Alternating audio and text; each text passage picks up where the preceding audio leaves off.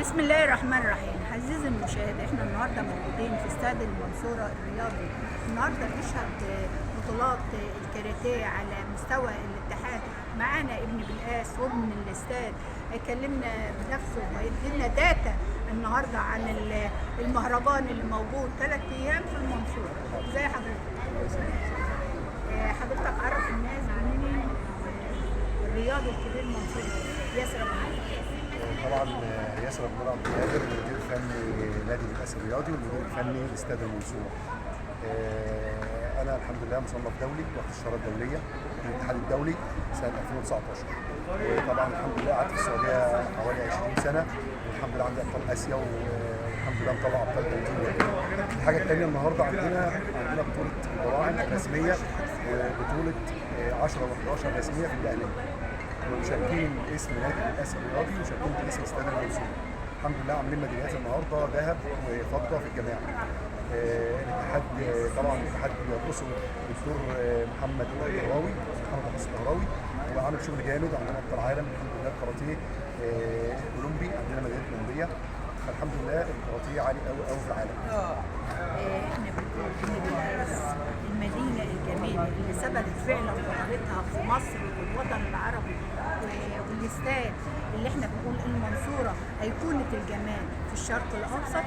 تقول ايه حضرتك واحنا عندنا ابطال فعلا بيتحدوا الواقع والمستحيل وبيخرجوا بطولات بره مصر وبيرفعوا رايه مصر في كل مكان؟ طبعا الكاراتيه رقم واحد على العالم، يعني احنا ترتيبنا رقم واحد على العالم.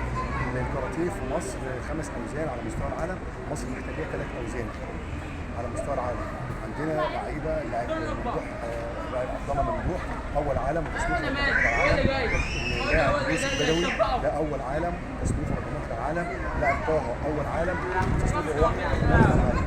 بالنسبه المنصوره طبعا عندنا ابطال. مين اللي عندنا على العالم؟ طبعا احنا عندنا في المنصوره ابطال عالم زي طبعا محمد طوفه ولاعيبه كتير ابطال عالم في المنصوره. عندنا لعبه دوليه، وطبعا الناس طالعه في الكاراتيه كويس جدا. عندنا مدربين ممتازين، مدربين متميزين، مدربين المنصوره كلهم ما شاء الله، المدربين بالقاس كلهم مدربين متميزين على مستوى عالي جدا. الحمد لله يعني انا من اعلى المدربين الموجودين بالنسبه للحزام. انا حزام اسود 7 دان لسه حاصل عليه الحمد لله. بعد اذن حضرتك، احنا عرفنا حزام اسود ده اللي هو النهائي، يعني ايه 7 دان للمشاهد يعرفه؟ هو حزام الدانات بتبقى من 1 لغايه 10، يعني 1 دان 2 دان 3 دان 4 دان 5 دان 7 دان لغايه 10 دان. كل حزام بيتاخد بعد المده بتاعته، يعني 1 دان بعد فتره سنه، 2 دان سنتين، 3 دان 3 سنين، 4 دان 4 يعني سنين، كل لما 5 بيطلع دان لرينج اعلى بيطلع بياخد دان اعلى. بياخد دان اعلى. طبعا بيبقى يقدم بحث ويقدم خبره، وخبرته لازم تكون عاليه، لازم يكون سنه عالي. فالحمد لله يعني هو يعني بتصنف اللعيب حسب الالتزام وحسب المدرب وحسب الدان اللي احنا عرفناه بين كل فتره وفتره تبع المرحله الاولى الثانيه الثالثه. احنا بنقول للمشاهدين اللعبه اللي هي ما بتحتاجش لا سلاح ولا بتحتاج اي حاجه، سلاح الانسان في ذاته في مهارته في لياقته. واحنا من خلال برنامجنا بنقول ايه للمشاهدين طبعا لعبه الكاراتيه لعبه جميله جدا ولعبه كويسه جدا، واللعبه الشعبيه رقم 2 بعد الكوره، فلعبه محترمه ولعبه بتعلم الاخلاق والادب والاحترام. لعبه من الالعاب النظيفه والالعاب الجميله. طبعا في المنطقه عامله شغل حلو قوي قوي منطقه اعداد الكاراتيه برئاسه الدكتور محمد رحمه، ماشي راجل محترم. طبعا ان شاء الله الكاراتيه طلع عالي قوي. الحمد لله الكاراتيه حاجه كويسه جدا. ميداليه عندنا ميداليات برضه كدعم من المؤسسه للابطال. عندنا الميداليه هنا، الميداليه عليها الافتخار المؤسسه بتاعتنا. والف مبروك حضرتك ابن بالقاس وابن بلدنا اللي بنقول الاستاذه غاده الحمادي. بالقاس عايزه مننا مجهود زياده عشان ابطالنا الابطال اللي مثلوا العالم كله ومثلوا الدنيا كلها.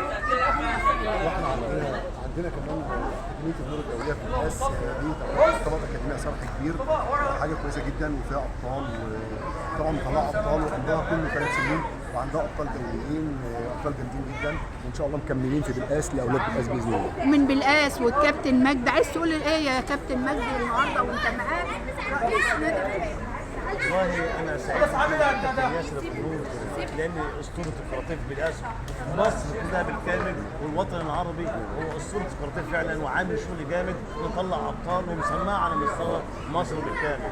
كابتن ياسر البنور احنا شرفنا بيك في مؤسسه النادي الدوليه يا رب، ربنا يبارك فيك يا رب ونشوفك في منتخب مصر قريب ان شاء الله. شكرا لحضراتكم. تحيا مصر أيقونة العرب، تحيا مصر وأبطالها الأقوياء، تحيا مصر والشجاعة النهارده من فريق الكاراتيه.